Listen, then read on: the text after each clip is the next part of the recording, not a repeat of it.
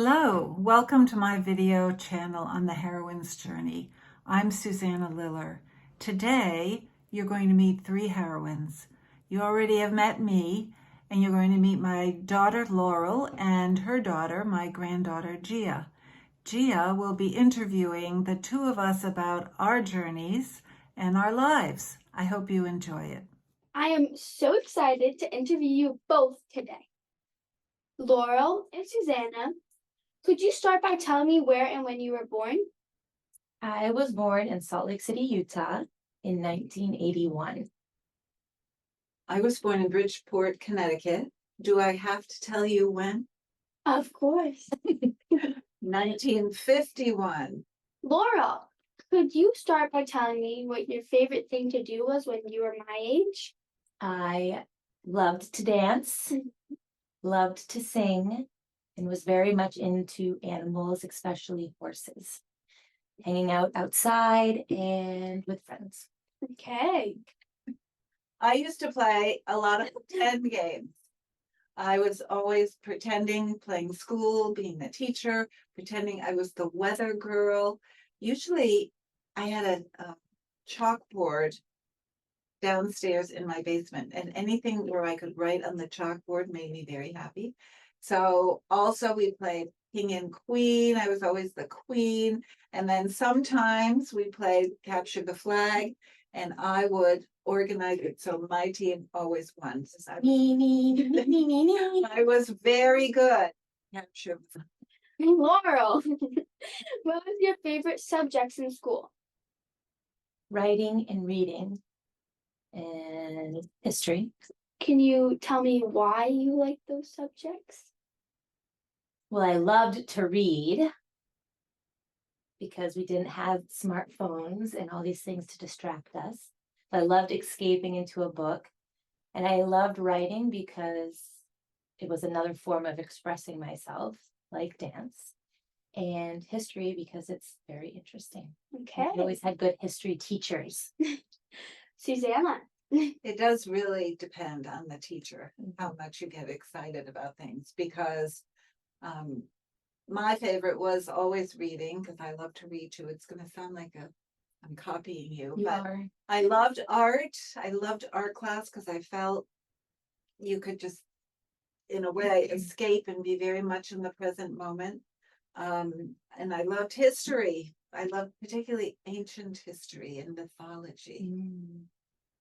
Okay, well, did you have any pets when you were growing up? Yes, I had a dog, Timmy, who was a miniature collie. I had cats. I had many cats: Calico, Sibelius, Ginkgo. Yeah. Well, I love dogs too. Laurel, did you have any chores or responsibilities at home? Yes, my mother always was making chore charts and wheels and games and boxes and posters. Challenges and all related to chores and keeping us very busy. Well, okay. Susanna, what was the most exciting event you remember from your childhood? Exciting event.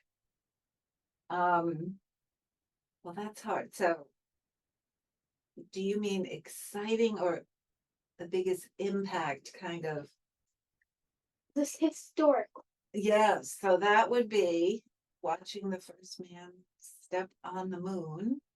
I was in Lake Sunapee, New Hampshire. I remember it clearly. Okay. That was 1969, I believe. Wow. Laurel, when you were around my age, was there any book or movie that you really liked? I used to really enjoy reading about children that had problems. So they either were sick, or there was a series about a teacher who would help emotionally struggling children come out of their shells. And I think I was interested because I like to help people and pull them out of their shells. Okay. Well, That's Yeah. interesting. I never saw that connection. Mm. I mean, of those books that you read. Yeah, okay. Well, what was your dream job? I always wanted to be a teacher. My mother was a teacher. I would go with her to school. I would like to write on the blackboard. I had a thing about chalk in the blackboard, but I always pretended to play school all the time. That's nice. Laurel, did you have any role models when you were growing up? If not, that's okay. No, I guess it would be like dancers because that's what I wanted to do. So Melanie. Melanie was a role model. She was my first dance teacher. And then I guess Rennie Harris. So To expand on that, you were telling me that you had many role models that were dancers. Can you tell me more about how dancing helps heal women's confidence?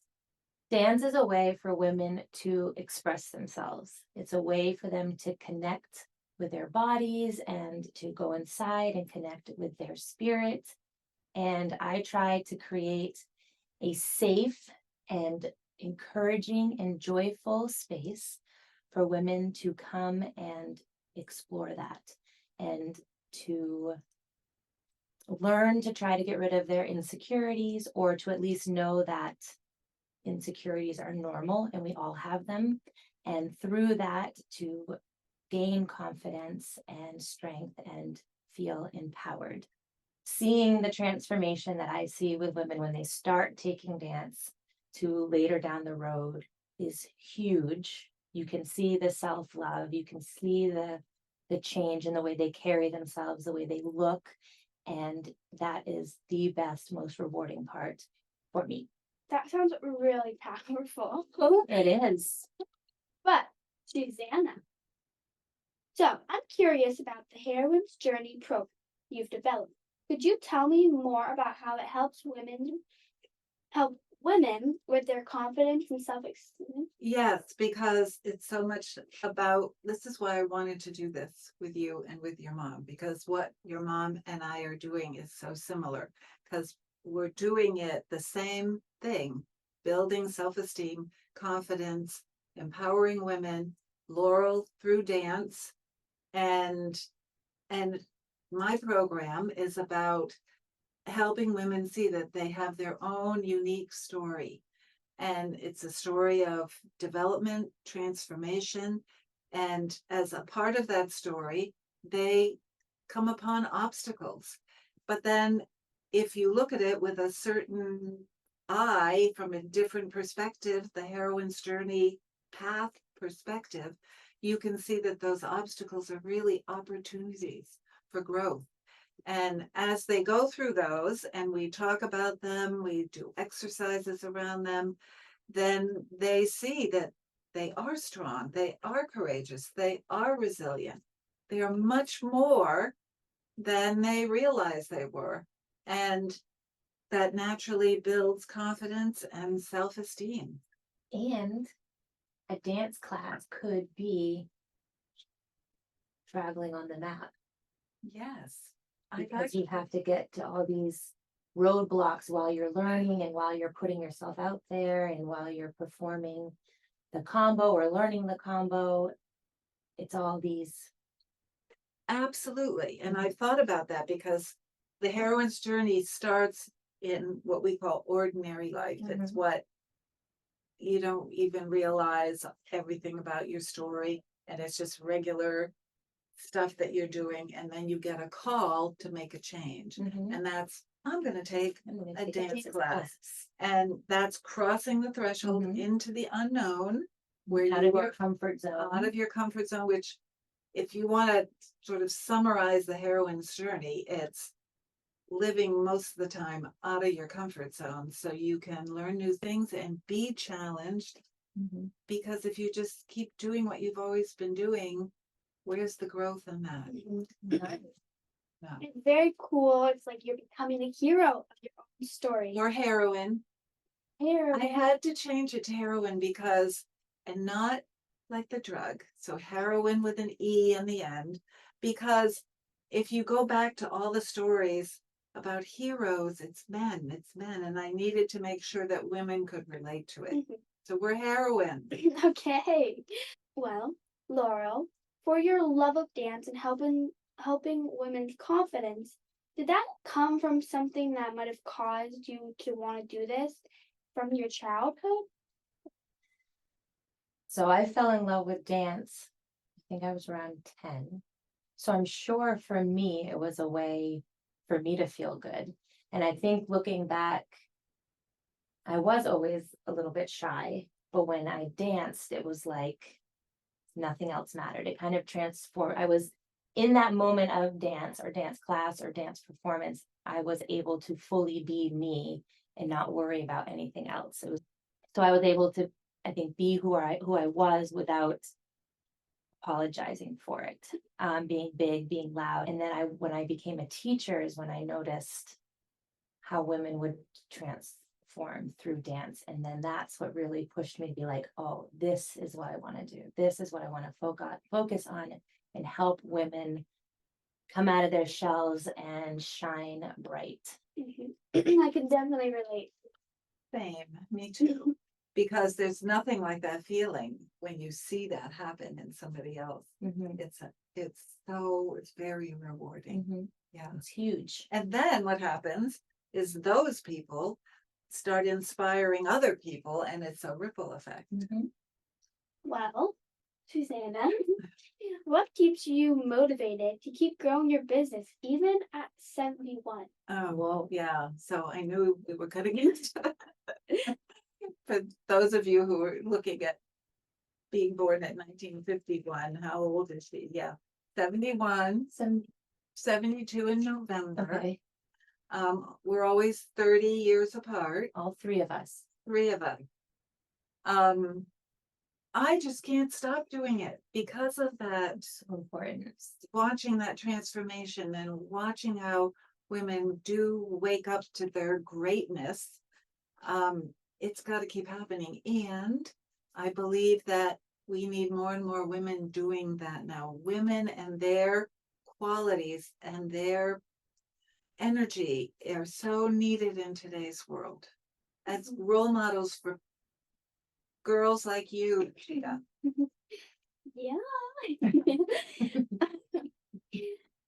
Okay. Laurel, have you ever seen the effects of your dance classes on students' lives outside of the dance studio? I've watched the women that take dance with me gain confidence and joy and learn to love themselves and their bodies. And then they take that and are able to carry that with them in their normal, ordinary lives. I think that's really nice that you're able to affect their lives.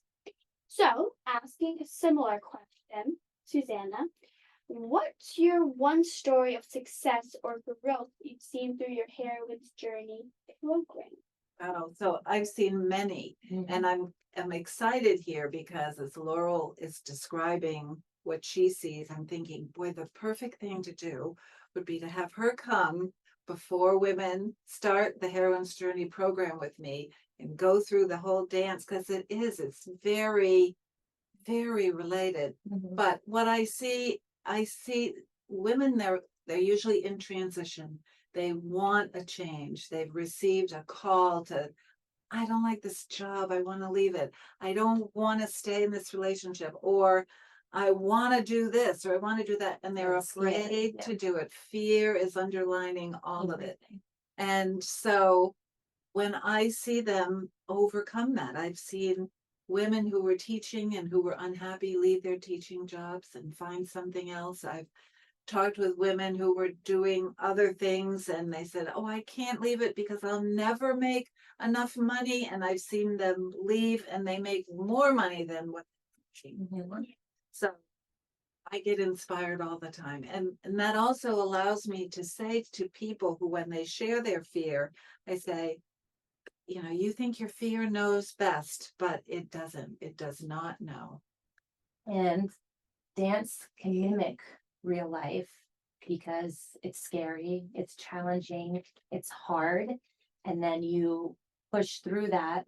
Oh, my body, I can't do this, like it's hard, or I'm out of breath, and you push yourself through all these challenges, which, and the biggest one is fear of putting yourself out there dancing in front of people. And if you can get through this, all these challenges and fear that mimic real life in a dance class, use that and do it in real life with your Right, program. because one of the biggest thing is, what will people think? Yeah, They're gonna laugh at me. The whole, paying more attention to what other people think than what you love and what you want to do and how good it might be making you feel. Mhm. It's so related. Yeah. This is why I wanted to be able to talk about this with Maybe you. this is the launch. Okay. Thank you both for sharing your stories and wisdom with me. This was really fun. That's incredible that you both are able to share these deeper insights into your work. It's clear that you both are making a big impact on your women's lives. That's it. Oh, Gia, thank you so you. much for doing this with us, and for, there's a lot of granddaughters that wouldn't want to do this, and I really appreciate your doing it. And Laurel, yes, maybe this is going to be the start of us doing more, because one thing is, my program is certainly gets to the heart, certainly gets to the how are we thinking and the mindset. We don't do anything with the Physical. body, and the body is so much a part of who we are. So, yeah. Well, that's the wrap. Okay, well, thank you all for joining us, and I hope that you will subscribe to my YouTube channel, because who knows, I might bring these guys in another time. I'll force them to visit me in Maine again, and we'll make another recording, or maybe we'll go to Philadelphia. At any rate, thank you very much for spending time with us.